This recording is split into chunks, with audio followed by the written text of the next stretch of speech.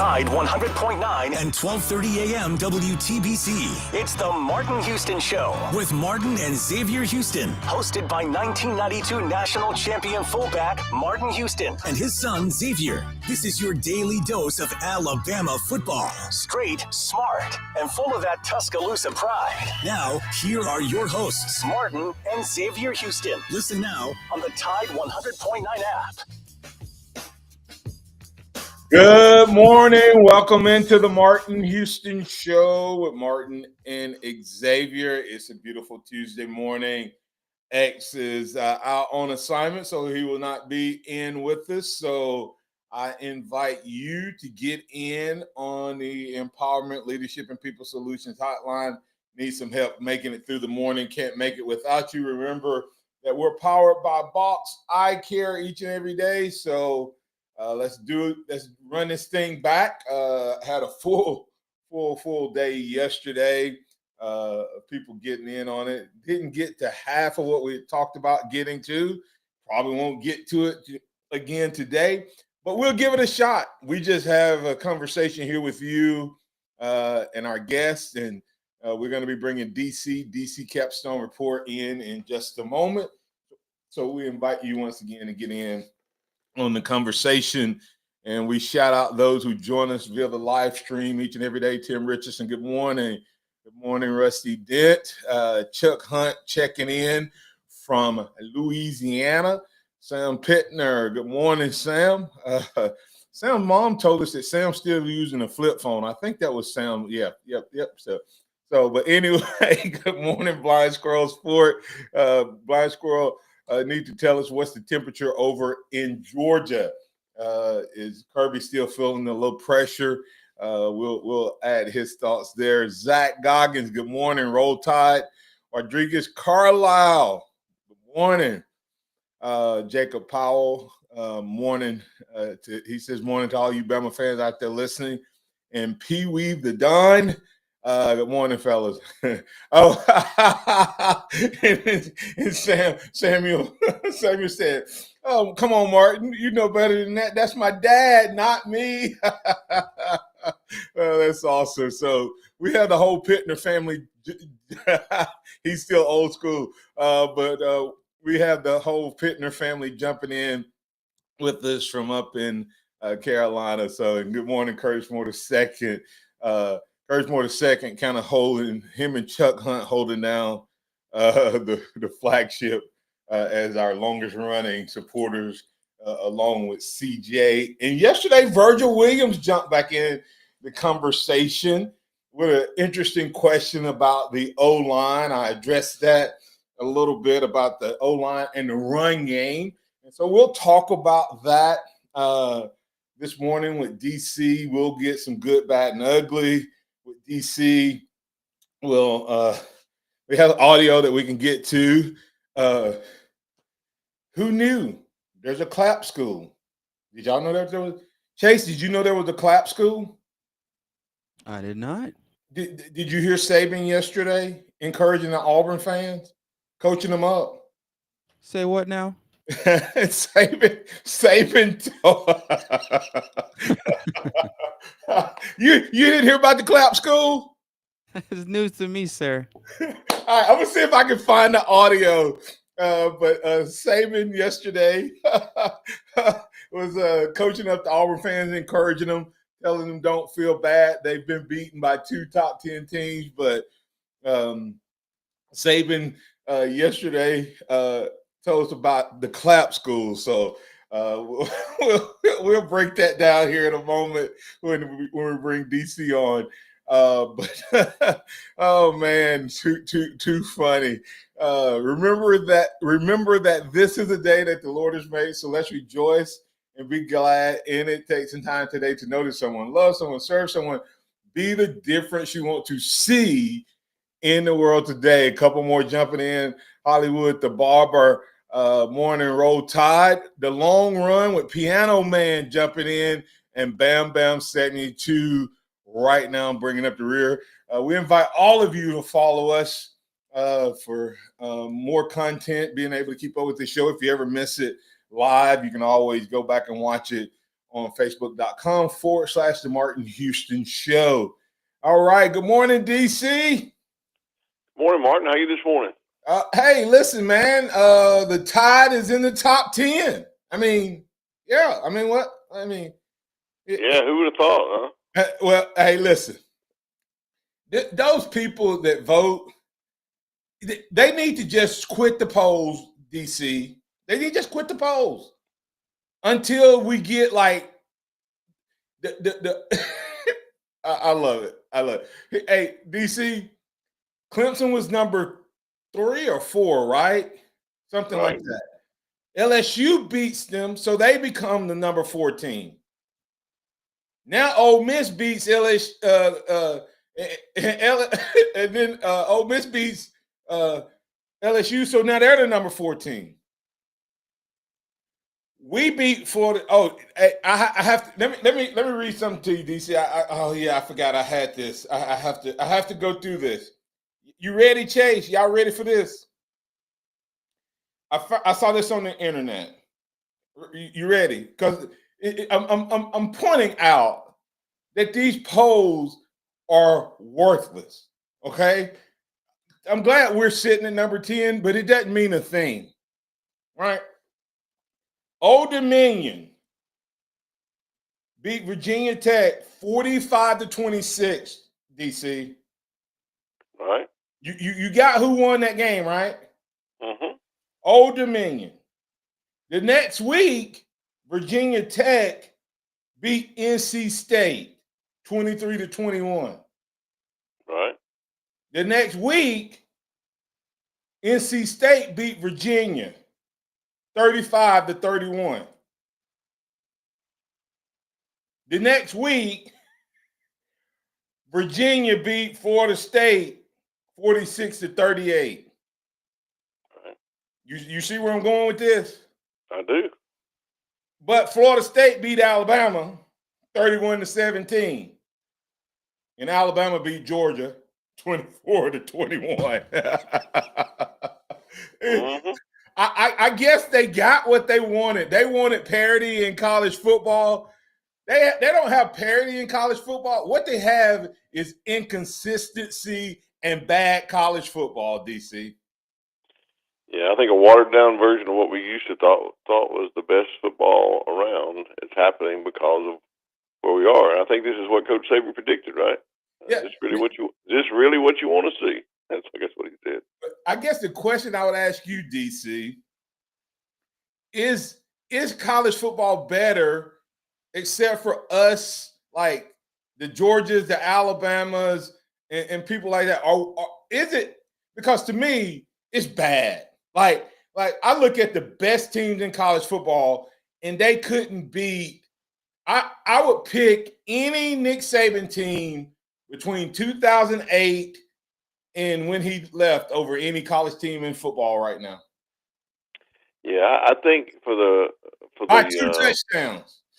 Yeah, for the large number of teams out there that never competed for the championship, it might be better because they feel like everybody's got a chance. But for a purist who really likes good college football, then we're not seeing that product on the field every day. Because I was listening the other day and they were talking about the play, and just like you just said, really don't have parity. We just got mediocre football, average teams, great teams that are now average because of the situation that we're in with the NIL and transfer portal and that sort of thing. In the top 25, you got just there's top 25 teams that can just in a lump. There's no top upper echelon when you start thinking about it. As it used to be, you would always have 10 and 12 teams that were just above everyone else and would fight it out for the national championships. And you had, when those teams played, you had some great football on the field, and I don't think we see that now. Yeah, you could take these top teams that's out there now, and they I mean, I'm not trying to be ugly. They're playing in where they're playing, but it's not that, like, for me, it's not parity as much as it's inconsistency. Right. Like if if I was seeing teams that like teams like Old Dominion beating Virginia Tech, Old Dominion couldn't go out week in and week out and beat top teams. They just won't. In the pros, what you have is you have some bad teams, then you have a bunch of teams that can beat each other. And then you'll have a couple teams that this year they're the elite team, or they have elite players. In college right now, you have kids who 1 week they play like they can win a championship, the next week they play like they don't know what they're doing. And I'm just hoping that doesn't happen to Alabama again, DC. Yeah, me too. I think that's one thing that all teams have to guard against is, the hardest thing to do when you're playing in this situation is to handle success because you're up. Right now, you're having inconsistent. What you're talking about, you're playing great 1 week and not great another time, and it's hard to maintain that consistency throughout if your teams are playing inconsistently. Yeah. And that's the main. I think that's the main thing is can Alabama this week handle success against Georgia and not have a letdown and come in and play Vandy the way that we should? If we go in and play Vandy the way we should after that Georgia victory, then there shouldn't be any competition. We should win that game. But who knows in this day and age of where the kids' heads are at as far as handling success. Well, I can tell you that the reason I know that college football has flipped on its head because every week I hear, oh, this hasn't happened since 1915 or 1933 and 1940. So, you know what I mean? Like when week after week after week you're hearing something hasn't happened, that means that you've taken college football all the way back and you took the ceiling for a lot of great teams and you lowered that ceiling. And then you took the floor for a lot of mediocre teams and brought it up. So it's almost like I tell people, I'd rather when I teach leadership and goal setting, and one of my things, it's called the winning game plan, DC. I say set high standards is one of the things I teach. And I said, I'd rather you set a goal to be a 9 or 10 and end up an 8 than I would for you to set the goal at a 5 and end up a 6. You're celebrating that you beat your goal, but you're worse off than the team that came up short. And that's what we have right now in a lot of places. And hey, listen, it might be Alabama, us as Alabamas and Georgias and Ohio States and things like that crying in our milk. But it's just, I'm excited for Alabama, but I just feel, like I said, I don't think the polls and things are really worth anything because I don't know if they don't watch the games. I don't know because they just go off of what they're doing against each other or what's perceived. How can Alabama win one game against Georgia and Georgia now is the 12th team? Alabama's the top 10 team, and then Florida State's number 18. Yeah, it just doesn't make sense the way they do things. It's more like a popularity contest or a beauty contest or what have you done for me lately type thing. It's not about how good the football team actually is. And that's why they should not, if there was a way to do something where the polls had, like all these polls had to be reset and not come out to at least the first week of October. It would help so much because then you'd be basing it off of a month worth of work versus off of a preseason poll that you don't rank anybody. So anyway, I'll take it a computer back to I know everybody makes fun of the BCS, but take it back to a computers who actually looked at raw data, don't look at popularity or whatever. And those computers in the second week or third week, even after Alabama had lost, after Alabama Wisconsin had Alabama at an FPI of 4, and the polls had us like at 17.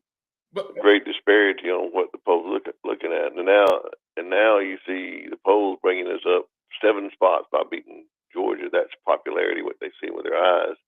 But all along, the numbers showed that we were much better than what the people were seeing, even though we lost to Florida State. Am I making sense? Actual body of work makes a difference than what you're feeling. We went down 2 spots or more in the coaches poll and the AP poll when we didn't play. Right. Right. Like we were the 16th ranked team, didn't play, but two teams over the weekend became better than us. Yeah. That's why So I don't think the polls are very useful. I really don't. yeah, and it gives us good content to talk about. So we'll talk about on the other side, DC. Hey, DC, I am going to get your good, bad, and ugly. I'm going to get your major takeaways and what you saw in DC. Have you heard of the slap school? Yeah, I heard about the clap school. I think Bryce Young had to go to the clap school. Don't tell him. Because Chase has never heard of the clap school. Well, there is one. We'll talk about it on the other side.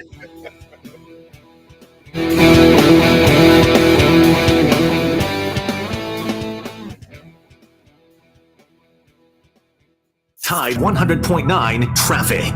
Tuscaloosa traffic now from the Townsend Nissan Traffic Center. A very good Tuesday morning to you. We're getting off to a nice and light start. Taking a look at 2059, and you're moving swell from University to Lurleen Wallace, or actually 359 here. Also making your way on Lurleen Wallace, speaking of which, in between University and McFarland, you are green for go. With your Tuscaloosa traffic now, Tammy Thomas. This report is sponsored by Taco Bell. Only at Townsend Nissan, every new and select used vehicle includes a lifetime powertrain warranty. And right now, get up to $7,000 off new Nissans. Family owned, serving Tuscaloosa for over 50 years. Townsend Nissan, where peace of mind comes standard. The slow roasted Cantina chicken menu is here to stay, with ingredients like purple cabbage and freshly prepared pico de gallo. Try it today at a participating U.S. Taco Bell location while supplies last. Contact store for participation, which varies. The Northport Lions Club invites you to their annual country breakfast, Saturday, October 11th, 7 to 11 a.m. at St. Mark Church. Lions members are also selling fresh Alabama Mammoth pecans from the Alabama Pecan Company to be distributed at the breakfast. Breakfast tickets are $10 each, and pecan tickets are $15. Both are available from any Lions Club member or online at northportlions.com. Proceeds will go to the organization supported by the Northport Lions Club. Looking for the ultimate bingo experience? Check us out at Bama Entertainment. We've expanded in our location to fields with the same name, Bama Entertainment. Join us Monday through Thursday for daily match play with drawing and a chance for everyone to be a winner. On the weekend, we do additional promotions with big wins, with live entertainment or DJ. Where they do it at Bama Entertainment, where the odds are always in your favor. Exit 45 or 4059, sponsored by Ray. Tuscaloosa Dodge, Tuscaloosa Mazda, and Mercedes-Benz of Tuscaloosa have teamed up to bring you the biggest selection of quality pre-owned vehicles anywhere. And if we don't have it, we'll get it for you. We stand behind every vehicle we sell. And now you can even get your deal online. Choose your down payment. Choose your payment. It's that simple. Visit us online today. Tuscaloosa Dodge, Mazda, and Mercedes-Benz of Tuscaloosa. 3 great dealerships. One promise. Your car your way. In Tuscaloosa today. Hey, I'm Martin Houston, and I want to tell you about exciting news happening at Box Eye Care. They moved to their new location, bringing you a brand new lab, stylish new frames, and a fresh look just for you.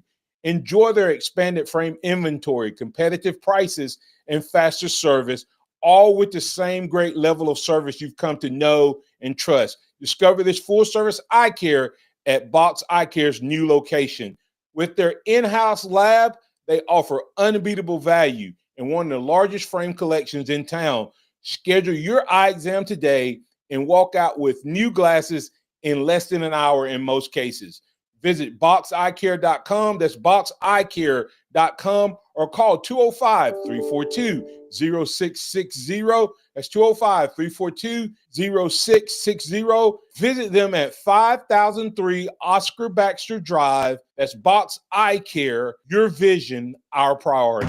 Tide 100.9 Tuscaloosa weather. The sky partly to mostly sunny today. Just a small chance of a shower this afternoon or this evening. The high today 86, the low tonight 66. Tomorrow partly sunny. The chance of a shower stays very small. The high 86. I'm James Spann with the Alabama Weather Network on Tide 100.9. It's 64 degrees in Tuscaloosa. Welcome back to the Martin Houston Show, the sound of Bama sports. Your show, your team, on your home for Alabama sports. Tide 100.9 and streaming on the Tide 100.9 app.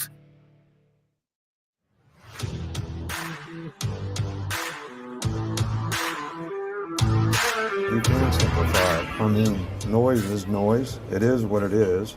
So you can go on silent, right, which means everybody's got to kind of see the ball. A guard hand taps the center. Now he can snap the ball. So that puts the offensive line at a disadvantage because you're not looking at who you're going to block. You've got to see the ball out of the corner of your eye. And you can try to go on the clap, or you can use a cadence. But in which case, if you can't clap loud enough, they can't hear you. The cadence is not loud enough, they can't hear you. Like, we had a clapping school for Bryce Young, because when he clapped, it was like that. So when we played on the road, we couldn't use a clap. So we had to work on clapping. So maybe that's a solution. What's the clapping school consist of? Oh, that's classic Nick Saban. DC. He said they had to take Bryce to clapping school.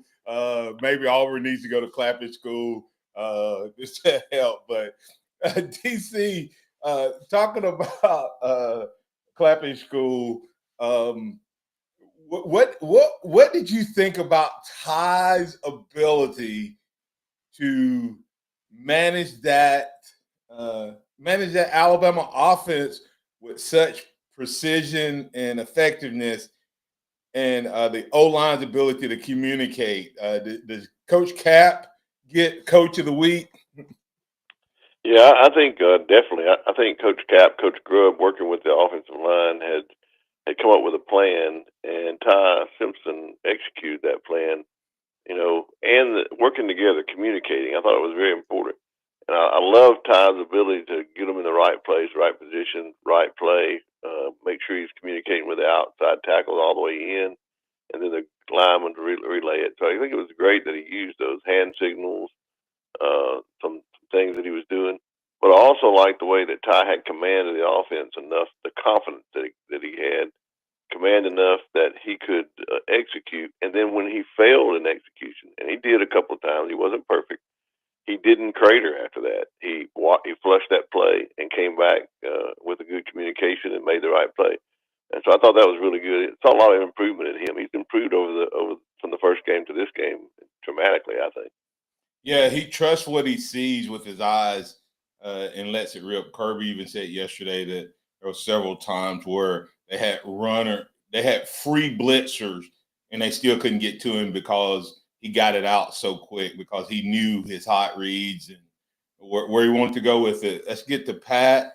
Pat, you're in on the Empowerment Leadership and People Solutions Hotline. What's on your mind, sir? And Vanderbilt, and we got DC, and maybe between all y'all together, y'all can tell me, how are we going to stop that option quarterback with a depleted linebacker core that we've got? It seems pretty scary to me. Are you talking about Quay being out? Yeah, man, that I heard big guys up in the middle of run stoppers. That man, I'm nervous. Hey, we couldn't stop him last year. I know Vanderbilt won last year, and I'm going to be honest with you guys. And this is just Martin, okay? And I could eat crow after this week, but let me tell you something. Vanderbilt's going to have to do it more than one time, okay? They just are. I know you go, okay, but Vanderbilt's 5-0. Vanderbilt's 5-0. Vanderbilt's 5-0. Vanderbilt's ranked. South Carolina. They beat South Carolina when South Carolina lost their quarterback too. And then I think one of their best players got kicked out. So Who told you South Carolina was good? The media. Huh? Those posters. And they based it off of what? Last year. Has the South Carolina team that we saw looked like the South Carolina team from last year? Absolutely not. Okay. And then Vanderbilt has beaten two really. Who else they beat? DC. Who else has Vanderbilt beat? Well, I not many, not teams that are caliber of Alabama, Georgia, Texas, Ohio State, not those town teams. And so, what I understand what Pat's saying, but I think we kind of got a misconception of the Vanderbilt game last year. Absolutely. And the reason I say that is, and I'm not throwing anybody under the bus here, but I think General Milroe had his worst game ever, maybe in that game. Who? His head wasn't in the game. Pick six. We had fumbles. We had turnovers. We had penalties. We had everything possible that we could do in that game to shoot ourselves in the foot. And we still had enough points to win. And still had a chance to win. I don't take anything away from Diego Pavia. He is a good athletic quarterback, and he will make some plays, and he will do some things that'll help Vanderbilt along the way. My confidence comes in looking at the other side of the ball. Who'd they just play? Utah State, right? Yeah. And they beat Utah State, right? Because he threw 5 touchdown passes or 6 touchdown passes, whatever it was, and he ran all over them. But how many points did Utah State score? 35 points. If Utah State can throw it to 35 points, I feel like our matchup is good offense on their defense.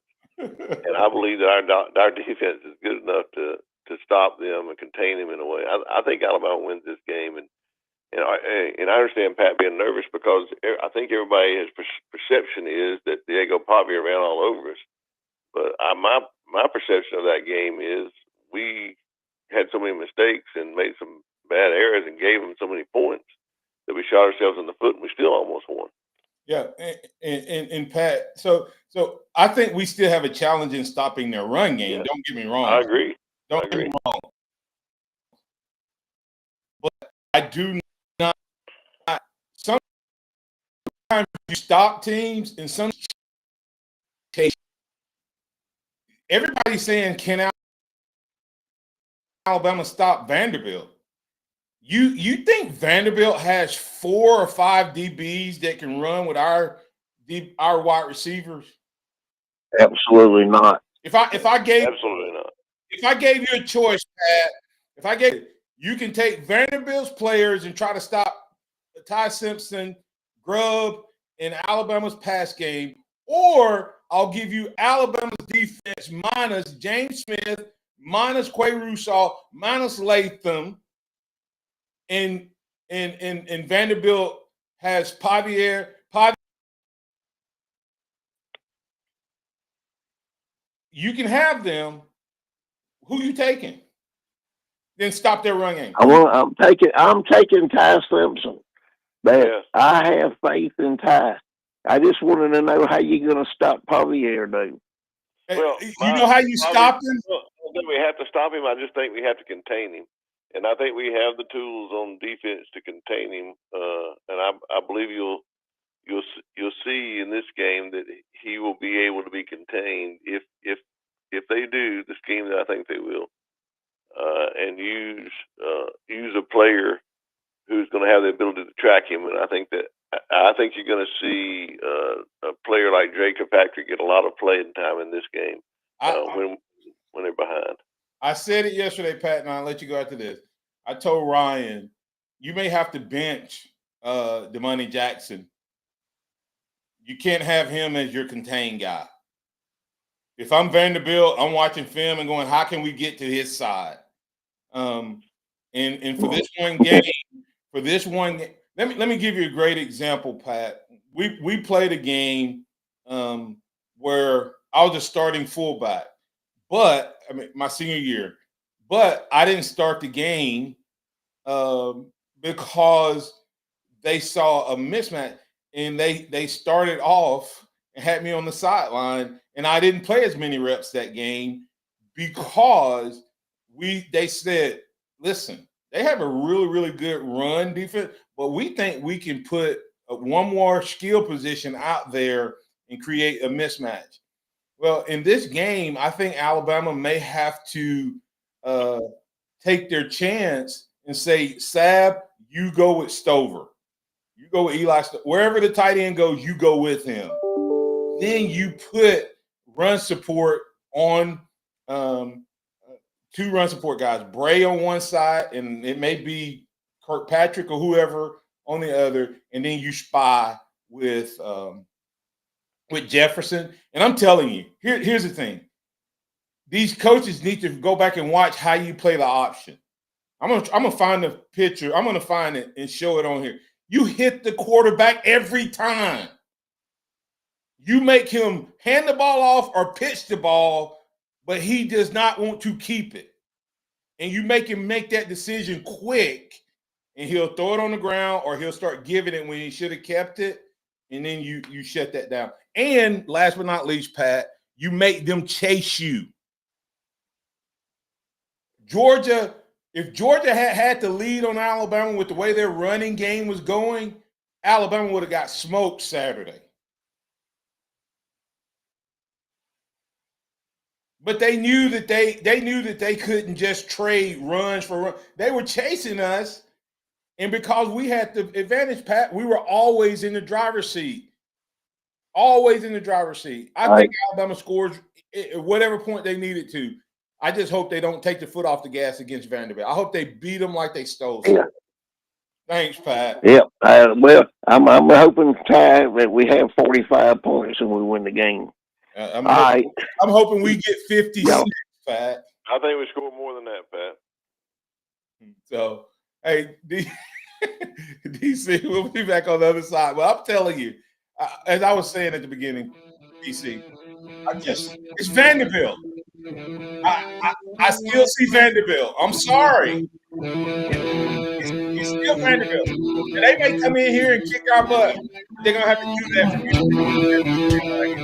We'll be back on the other side. We'll get Robert in on the call. We'll get his thoughts on college football. Maybe Mo will get DC's thoughts on good, bad, and ugly key takeaways. You're welcome to get in on it. And then on the Empowerment Leadership Hotline, I'm Martin Houston. That's DC. Welcome to the game, guys.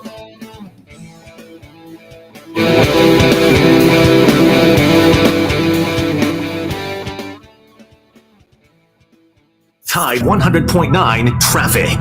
Tuscaloosa traffic now from the Townsend Nissan Traffic Center. A very good Tuesday morning to you. We're getting off to a nice and light start. Taking a look at 2059, and you're moving swell from University to Lurleen Wallace, or actually 359 here. Also making your way on Lurleen Wallace. Speaking of which, in between University and McFarland, you are green for go. With your Tuscaloosa traffic now, Tammy Thomas. Kohl's Cash is turning 20, and to celebrate, Kohl's is giving you the gifts. All month, you can enter our sweepstakes for a chance to win $200 Kohl's Cash. Plus, get epic deals on cozy favorites, home must-haves, and more right now. Yep, we were gonna throw a party, but this is better. Cue the confetti and the savings at Kohl's. Offer in September 28th. Select styles. Some exclusions apply. Sweepstakes and September 30th, 2025. No purchase necessary. 20 winners per day. Limit one price per person for entire sweepstakes. See Kohls.com for official rules and details. Tired of searching for the right pre-owned car, truck, or SUV? Stop the madness. Tuscaloosa Dodge, Tuscaloosa Mazda, and Mercedes-Benz of Tuscaloosa have teamed up to bring you the biggest selection of quality pre-owned vehicles anywhere. And if we don't have what you're looking for, we'll find it for you. You pick it, we'll work it out. We've cut out everything you hate about car shopping and made it fun, easy, and exciting. Visit us online today. Tuscaloosa Dodge, Tuscaloosa Mazda, and Mercedes-Benz of Tuscaloosa. 3 great dealerships. One promise, your car, your way today. Are you scared to laugh or sneeze for fear of what comes next? Bladder leakage happens, and DCH is here to help. More than 15 million American men and women suffer from incontinence or bladder leakage. The team at West Alabama Urology Associates treats a variety of urological issues, using the most current medical and surgical treatments with an emphasis on minimally invasive laparoscopic and robotic techniques. Schedule an appointment with Doctors Winfield, Tom and Vincent by calling 205-759-7878 or learn more online at dchsystem.com. The Tide Tailgate Show is always on just before the Crimson Tide Sports Network live broadcast on 95.3 The Bear and Sports Radio Tide 100.9 and 12:30 a.m. WTBC and online at 953thebear.com and Tide100.9.com. Game day traffic reports to get you to Bryant-Denny Stadium. Live reports from our Bama beat reporter, Wyatt Fulton. Game day picks from the top games. And this year, special insight each week from Roll Tide Willie. The Tide Tailgate Show originates live from Grandstand in Tuscaloosa's Timerson Square. Come sip beverages or grab a bite before or after the game. The Tide Tailgate Show is presented by Pearl River Resort, DCH Regional Medical Center, 2 Dimes Tuscaloosa, and Tuscaloosa Chrysler Jeep Dodge Ram. You're listening to Leaf Filter Radio, and the guru of gutter protection himself, Chris Coonahan, is here to take your most pressing leaf-related questions. Hey, everybody, Chris here. I understand we have Ron on the line. Ron, where are you calling from? Uh-oh. Ron, are you calling from a ladder? Well, I was. I wanted to ask Chris what I need to do to get my gutters ready to have leaf filter installed. Oh, Ron, you don't have to do anything. A Leaf Filter Trusted Pro will come out and clean out your gutters, realign and seal your gutters, and install Leaf Filter, America's #1 gutter protection system. So I didn't need to get on this ladder? Ron, Leaf Filter Trusted Pros are in your neighborhood and ready to help. Just visit leaffilter.com/country to schedule your free gutter inspection and get up to 30% off. Thank goodness. What was that site? To get this special radio offer, go to leaffilter.com/country for your free gutter inspection today and get up to 30% off. That's leaffilter.com/country for up to 30% off. leaffilter.com/country. See representative for warranty details. It's time for the Martin Houston Show. With the same hard-hitting, no-nonsense approach in which he played the game, Martin will take you inside the locker room, down on the field, and across the goal line with his in-depth analysis. Especially against a team like this, I mean, you're gonna get punches thrown at you. You're gonna get some, and we got some tonight. And it's just, what's your response gonna be? And our response was to punch back and punch back harder. And I really felt like, even when it isn't perfect execution, just felt like there was an attitude and energy that our guys had, and there's gonna be no regrets when we walk off the football field because we gave it everything we had. That's Coach DeBoer talking about Alabama's response in the Georgia game. And he could not have – DC, there wasn't a time last year that he could have made that statement. Not one time last year could he have said, we got punched and we punched back and we punched harder and we left nothing on the field. Not one time after a game could he have said that last year. Now, I've been talking about the change in the culture of this team since the beginning of the season, and this team is different than last year's team. We got to quit judging this team based on last year's and start judging them based on the body work they've done this time. And I think that this is a different team. And you're right, he could have never said that about the team last year. And this is exactly what the team took this time. And I look for them to continue that on to the future. Yep, and I'm gonna talk a little bit more, DC, on this Vanderbilt game. And I want everybody to hear me. QD said something earlier about this run defense, is going to eventually catch up with Bama. I want you all to hear me saying this, not the team. I don't think the team is saying what I'm saying. I'm saying that I can't get on this radio and start talking about Vanderbilt like there's some type of juggernaut that has this long history. 1915, last time they've been in this situation. Everybody acts like Alabama is the only one that has to deal with success coming off of the Georgia game. Vanderbilt's having to deal with being 5-0. There's not one person that may not even be a Vanderbilt fan alive. Forget the team and the current fan. That's alive. Well, unless they're 110 since Vanderbilt's been in this situation. Who's gonna be arrogant coming in? Do you think Alabama is underestimating Vanderbilt after getting embarrassed last year? Or do you think maybe Vanderbilt may be reading their press clippings coming into Bryant-Denny. Robert, you're in. I'll let you respond to that in a second, DC. Robert, you're in with Martin in DC on the Empowerment People Solution Hotline. Sorry, getting a little fired up. Vanderbilt don't have to prove it to me.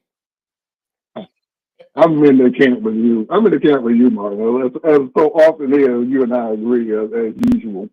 I'm not worried about Vanderbilt at all. Had they not won the game last year, this Vanderbilt team might be able to hang for a quarter.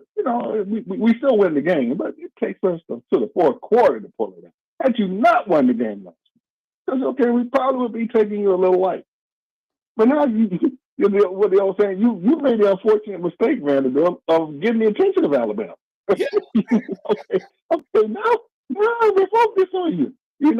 Used to be you were lucky we didn't focus on you in the past, like the game about the Georgia. You were lucky to get not focused on you. Now you have the unfortunate mistake of, okay, now I got to take you seriously. All righty. Now this is what happens to you when I take you seriously. That's right. And that's what Vanderbilt's going to find out. I never thought I'd use the word Vanderbilt and revenge game in the same sentence. Hey, all I hope is Ryan Williams, DC, and Robert has his sledgehammer. Exactly. Yeah. So this game is going. They're going to the fans. The fans are going to be into this game. You just sleepwalk through a Vanderbilt game, and they'll make it a Tuscaloosa. They're going to be rowdy for a Vanderbilt game. So this game will not go for a quarter. Halftime, it will be over by halftime. I'll be completely surprised if it's not. And it's just going to be ugly because they're motivated to beat you guys. They beat you now. You remember when you slightly motivated us with the Alabama, you're next. They were just a slight motivation. Goodness gracious. Now, we don't have those kinds of teams anymore. But to deal with this team, it is so different from the Georgia High from last year. There's no, instead of Todd Simpson being the front runner for Heisman, he's number 2. Okay, Jalen Merrill was front runner. So we don't have that to deal with. The hype is not being Alabama's number 1 team. Nope, no number 1 team now. In fact, they're disrespecting you with number 10, but these sorry behind holes we were talking about. They're disrespecting you there. So you still got the disrespect card to carry? No, not a chance. Vanderbilt wins this game. It's 10-point spread. We're going to win it by at least, I say 20 points. We'll win by 20. Yeah. It's going to be that type of game. We're going to put Vanderbilt and we got to get a chance to get a revenge on the quarterback. I like Cam Newton back in the day. We never got the chance to get revenge on him. We got a chance to get revenge on this guy. Oh, I'm sorry, real quick before I go on the polls. The polls, of course, they do have me in the sense that, hey, TV revenue is driven by these things. Mm-hmm. Okay, yeah, because number 3 Penn State versus number 6 Oregon. Mm-hmm. That's at least maybe 20% more viewing audience. Yep. If it was blank Oregon and blank Penn State, they'd lose about 20% of their audience. Now Alabama, Georgia, of course, wouldn't have to worry about that. It wouldn't matter. You could have the blanks or anything behind Alabama, Georgia. That game's going to get watched. Did you to prove your point?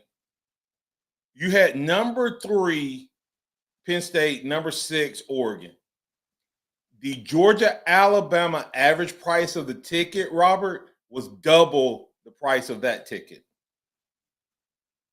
Yeah. So the closest ticket to the Alabama-Georgia game, and it was Georgia and Alabama was double the price of a top 10 Big Ten matchup. Yeah, exactly. And so since the polls do have a value in that they draw eyeballs and revenue, then you should take them seriously. This ridiculous way Texas is over Alabama. Really? Give me Texas has a good win and no good loss. I mean, good loss and no good win. 0. Alabama has a middle of the road loss, maybe a good loss, and a big win.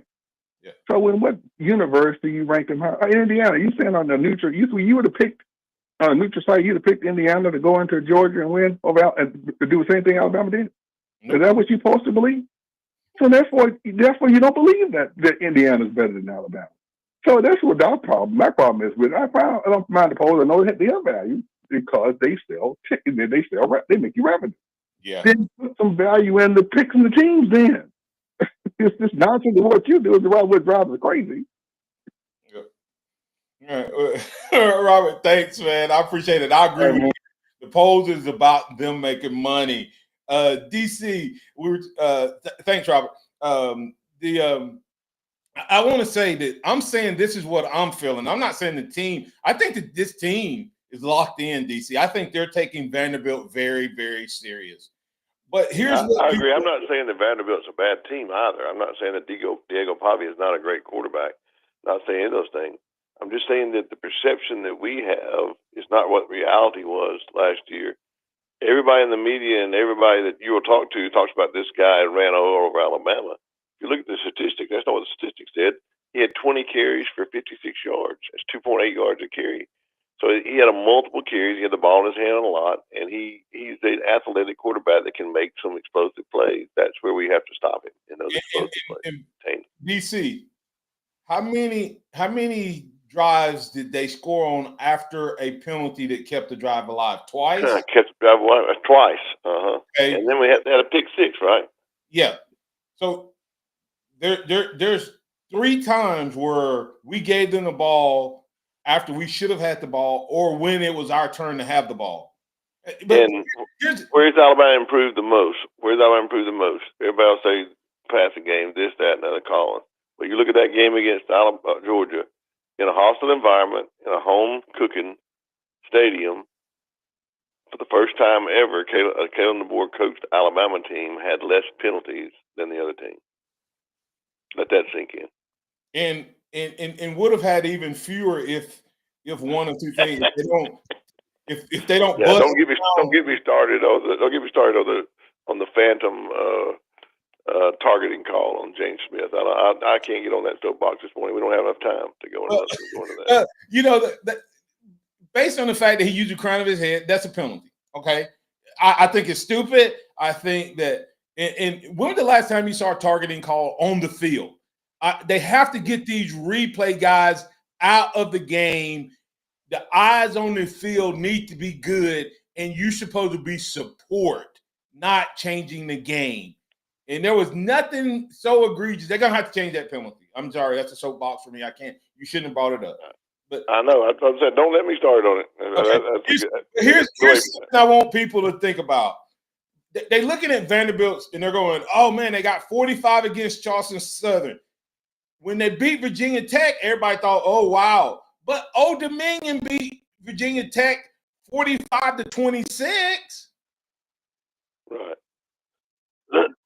And then South Carolina 31-7. No, that their quarterback got knocked out. And I think one or two of their defensive players got targeting and was out of the game. And it just got away from them. But big win. I'm not going to knock that away out of them. Then they played Georgia State and Utah State. They've had 2 cakewalks the last 2 weeks. Sometimes the speed is so fast that it messes you up. Most definitely. I think you're going to see this Alabama team. DC, what was your biggest takeaways? We'll talk about your biggest takeaways or good, bad, and ugly for last week. Well, my biggest takeaway was, we started fast, but what helped it was third down efficiency. Keeping the ball going on third down, I think that was the biggest takeaway in that game. No doubt. I think the biggest turning point in the game and the biggest crosser was that when we didn't crater after we dropped the long touchdown pass. No, we didn't sulk.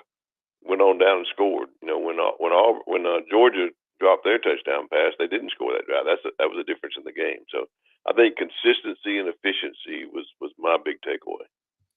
Yeah, ditto. In DC, if we catch that ball, I think Georgia cradles. I do too.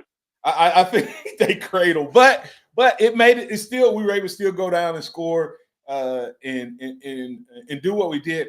And I think we could have scored if we were not as aggressive. We were cute coming out the first drive of the second half. And then I don't think we were aggressive until we had to be, DC. And to me, I said this on Ryan's show. This team is different. We went for it on fourth down. They got us. Our defense made a stop. The Then we're backed up, and we made a drive to get it off and flip the field. We have to win the game with the offense, and we did. We could have scored. If that been a regular game and we weren't leading, they chunked that ball down the field to Cuevas, who was running wide open on that fourth down completion to Jam Miller. So everything about that game, I think Alabama could have won, even if Georgia had tied it or taken the lead. And I just think coming into this game, we've talked a little bit about it, DC. What's your keys to victory for Alabama against Vanderbilt? Well, I think my key to victory against Vanderbilt is to not let the Georgia game beat you. Start fast, no lull, no let up. Come in and do your job and play with passion and be ready to just go in there and kick Vanderbilt's butt from the get-go. And don't take your foot off the gas. Keep going, keep playing. That's my biggest key to this game. If we do that offensively, there's no way that Vanderbilt can beat us. And on defense, it's easy. You know, you put them in passing situations and cover them passing. Our pass coverage against their defensive backs, our defensive backs against their wide receivers, we have the edge over their defensive backs against our wide receivers, and we should win this game if we execute. And as I always say, no mistakes, no penalties. We keep doing what we're doing. We should beat Vanderbilt handily. I got Alabama winning that game 52-21, and that means we get out way early and they come back from late touchdowns. Yeah, and don't get me wrong. This is not your mama and daddy's Vanderbilt. I get that. I agree. This Vanderbilt team is better. But everybody, like I said, and I briefly hit it, but I want to come back to it on UDC. What's happening in Vanderbilt right now? Vanderbilt is the reason they're coming to Tuscaloosa. Let that sink in for a second. Yeah. They're not coming to Tuscaloosa because Alabama beat Georgia.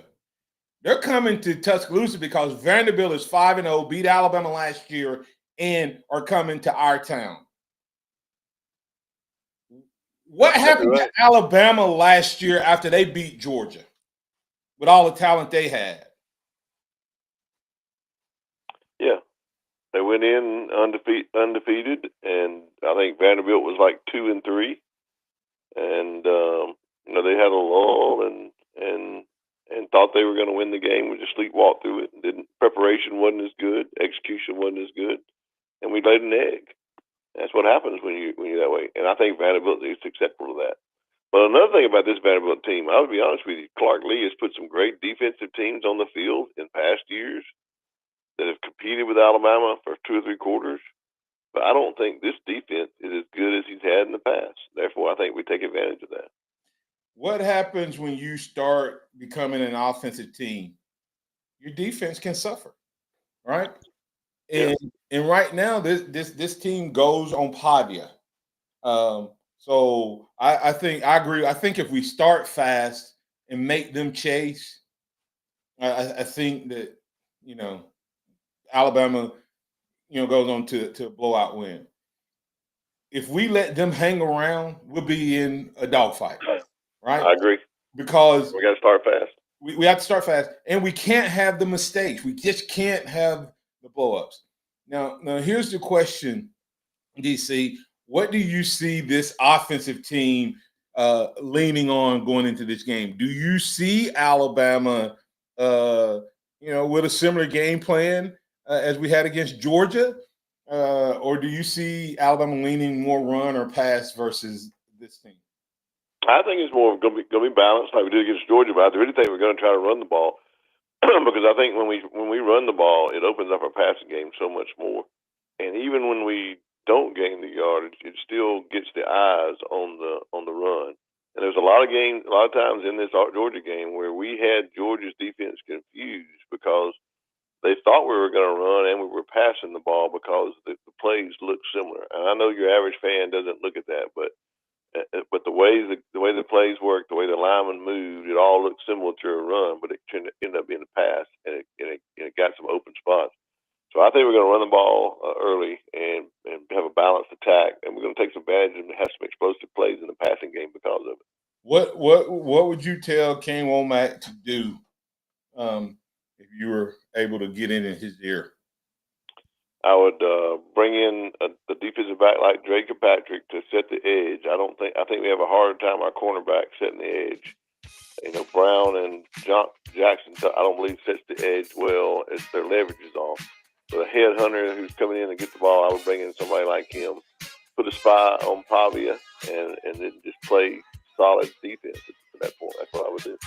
Yeah, and I know James Smith is going to hurt a little bit, but I definitely think that Alabama showed that those backups have gotten a lot of work, and they played just as well down the stretch. And so I hate the targeting call, but I'm glad Bama has been playing some of those young guys, and that we have Tim Keenan back to help stop that run game. I think Justin Hill is going to be a player to watch. He's a young freshman, number 8. Watch him in this game. All right. Hey, that's DC Capstone Report. He's powered by Karen Cottingham with Keller Williams Real Estate. Check him out. You can find him at dccapstonereport.com. I'm Martin Houston. That's DC. That's Chase. In case you now know what slap school is. And we'll be back tomorrow. Remember this, trust in the Lord always, lean not in your own understanding, all your ways acknowledge him, and he will direct your path. Roll Tide, everybody. It's up to you. What's your pleasure? Thank you for listening to the Martin Houston Show on your home for Alabama sports. Tide 100.9 and streaming on the Tide 100.9 app. Coming up on The Game with Ryan Fowler. Coming up on the Tuesday edition of The Game, we're going to talk Alabama Vanderbilt. We'll do it with Mike Detillier. We'll take your